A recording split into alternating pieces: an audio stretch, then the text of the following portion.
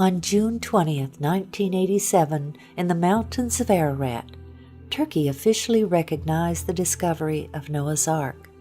Located on a mountainside about 15 miles south of the volcanic Mount Ararat, the remains of the massive ship were dedicated during a special ceremony. Guest of honor was Ron Wyatt due to his 10 years of research at the site. The story began in 1957 during the Cold War when aerial photos taken of eastern Turkey while searching for Soviet missile bases revealed a strange boat-shaped formation in the mountains about 6,300 feet above sea level. Life magazine reported on the story after an expedition from the United States went to the site in 1960. Blowing holes in the strange formation, the members of the team came away with the conclusion that there was nothing there of any archaeological interest. Ron Wyatt, like many others, read the story, but he was of the opinion that the site needed further exploration. There had been many claims of seeing Noah's Ark on the volcanic Mount Ararat, but Ron knew that it was a stratovolcano, and he believed that nothing would have been able to survive there. He noted the biblical account of the location of the ark. And the ark rested in the 7th month, on the 17th day of the month, upon the mountains of Ararat. Urartu, the biblical Ararat, was a large region in eastern Turkey. This location was certainly feasible.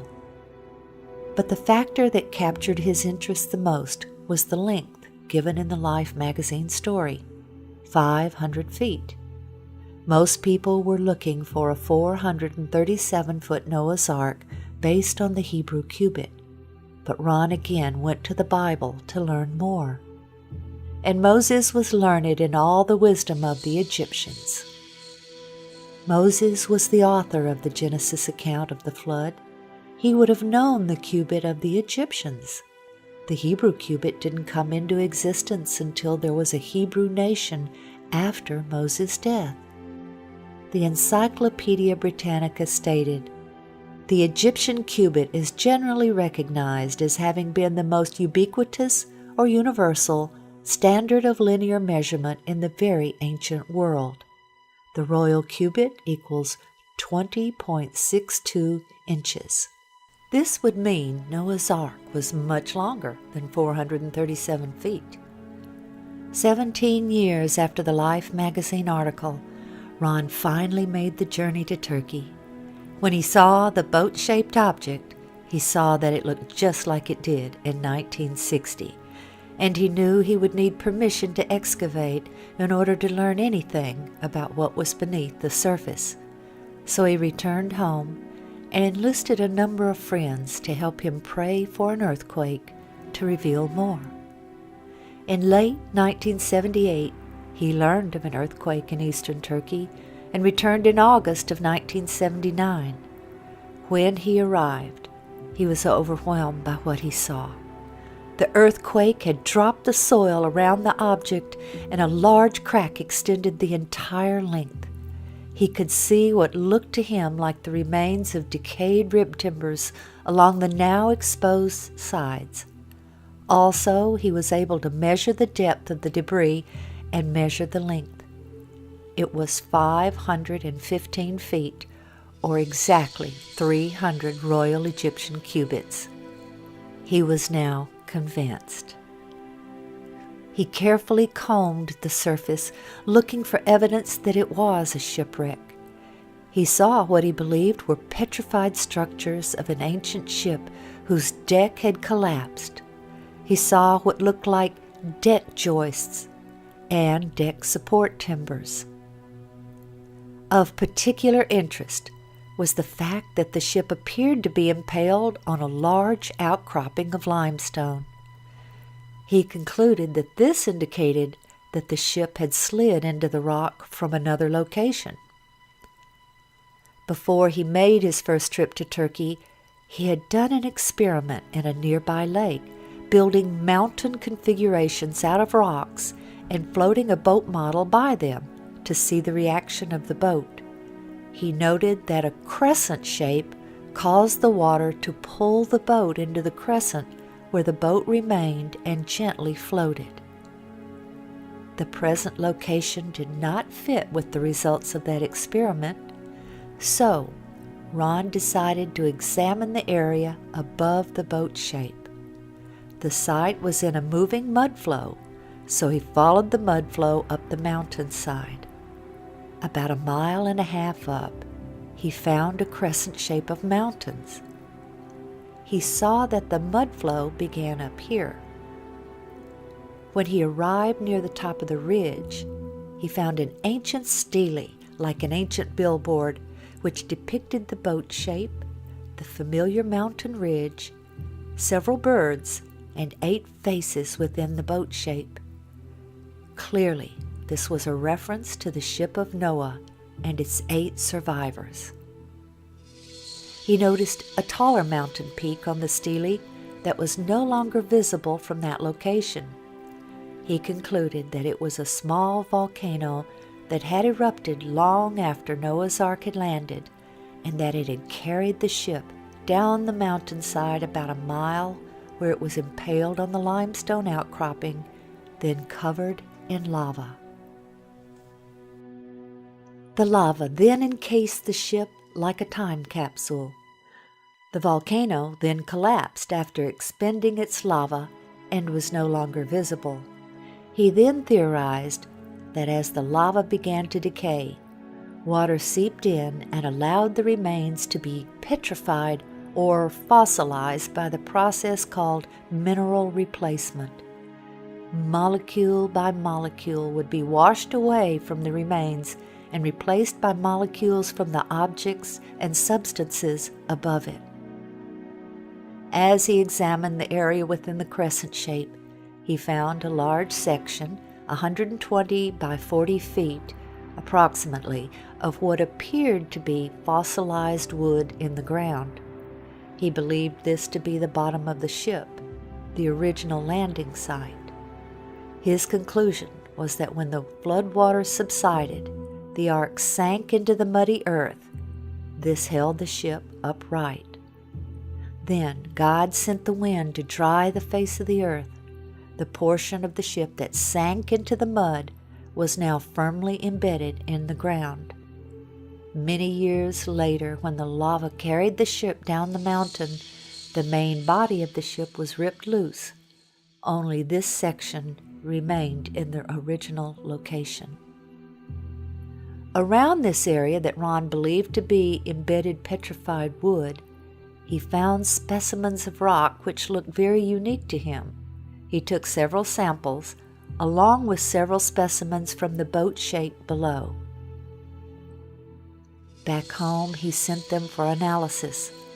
The results showed organic carbon, which indicated that the samples were consistent with decayed and fossilized wood. They also contained metals such as iron and aluminum. The analysis of the strange-looking rock Ron had found about 1.5 miles above the site by the bottom of the ship was clearly the most exciting. His initial analysis had shown it to be metals and not rock. In 1984, Ron met and became friends with Colonel Jim Irwin, the former astronaut. Colonel Irwin was searching for Noah's Ark on Mount Ararat, but he was very gracious and was interested in seeing the boat-shaped site. Ron had brought a metal detector to the site to see if there was a pattern of metal readings. In the presence of Colonel Irwin and others on his team, Ron employed the detectors. He found distinct metal lines down the entire length of the object, while no metal readings were obtained just outside of it. Ron asked Colonel Irwin, who had impressive scientific community connections, if he could have the strange specimen tested. Colonel Irwin sent the specimen to Los Alamos National Labs, where geophysicist John Baumgartner performed the analysis. The results of that analysis captured Dr. Baumgartner's interest. The specimen contained manganese, also titanium and aluminum, among others, and these were not in the form found in nature. Due to the sophistication of the metals, he questioned whether a missile had crashed on the mountainside and Ron had found the remains. The exciting evidences of the metal lines and the analysis of the specimens brought two new researchers into the work.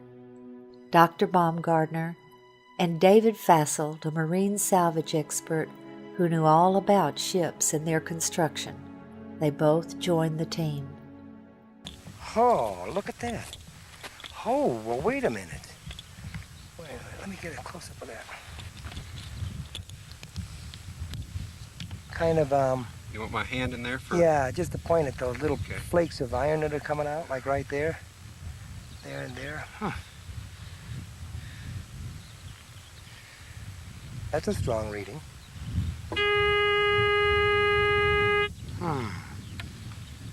Well, I'd save those frames right there. okay. Keep walking. Do you want a measuring tape to measure these things, how far apart they are?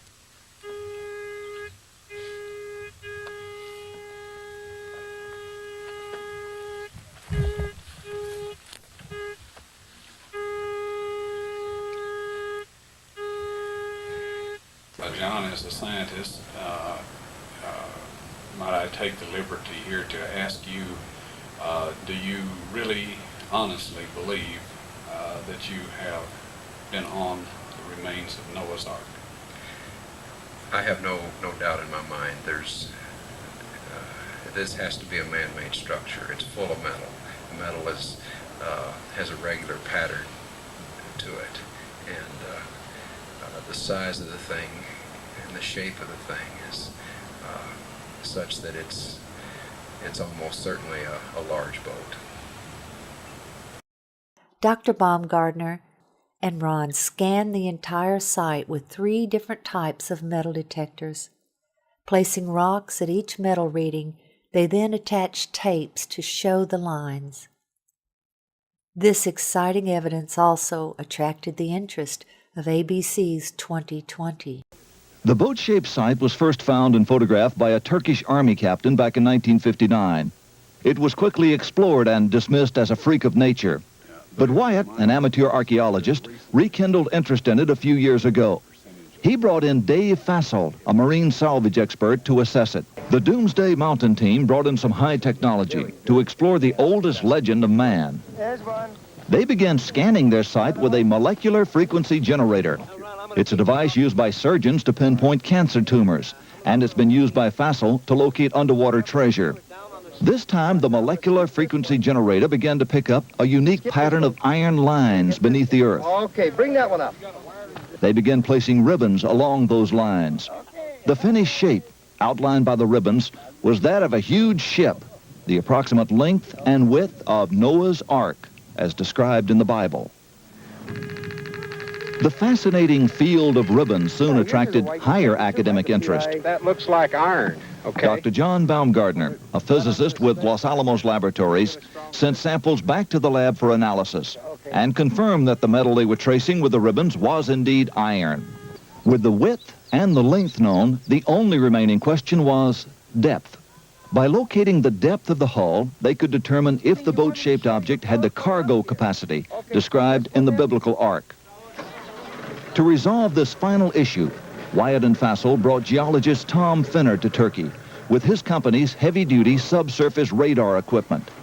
Gear like this located the black box cockpit recorder on the floor of the frozen Potomac River after the Air Florida crash.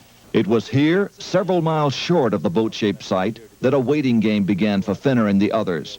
The party needed a final go-ahead from the Turkish government to complete their probe of Doomsday Mountain. The restrictions of martial law left the American explorers isolated from the outside world. Not even a telephone. Yeah. Anyway, we're going to hang in like smell on a skunk till there's nothing left to get this done. hanging like the smell in a skunk. The Turkish government stopped the exploration. What now? Since we were there, Barbara, things have cooled down, and they've sent their own team of scientists in to take a look at this site. It's a very fascinating location. While Turkish scientists and archaeologists did their own research, Ron and his associates continued their work. The next step was subsurface interface radar. There's the longitudinal bulkhead. You ought to see them popping out, Ron. Yeah, there they are. Here. There's Yeah. another one. There's the keel line right there. Yeah.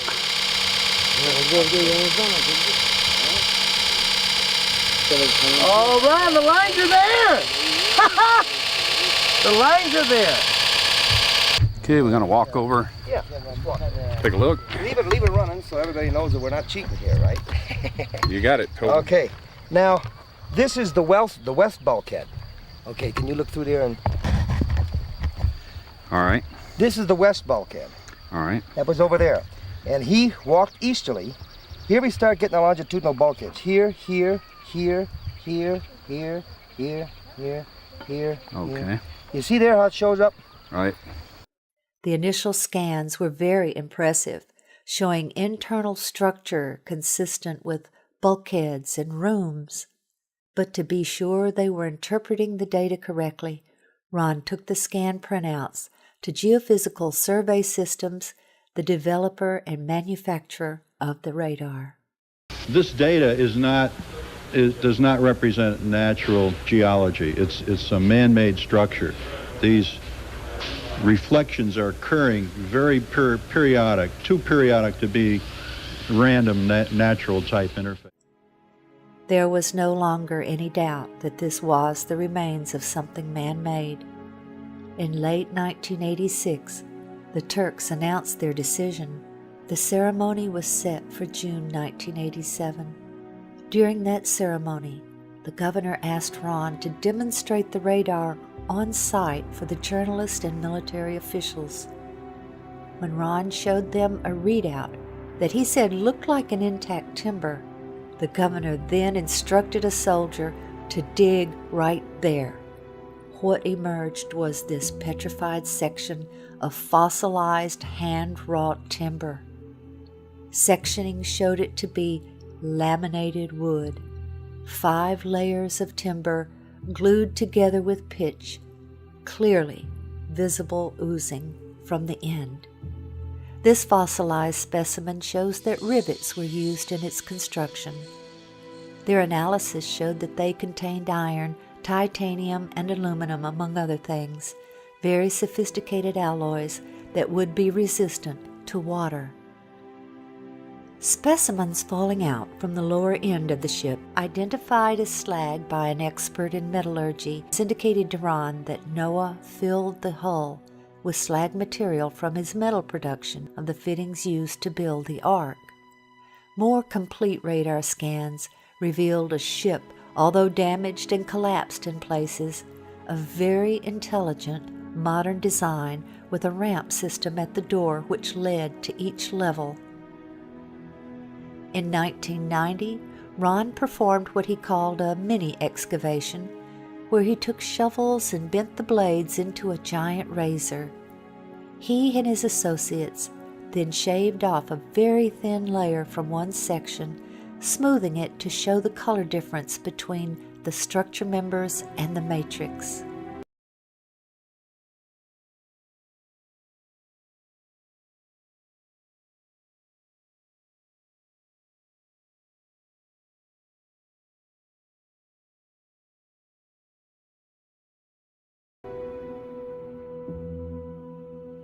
By faith, Noah, being divinely warned of things not yet seen, moved with godly fear, prepared an ark for the saving of his household, by which he condemned the world, and became heir of the righteousness which is according to faith.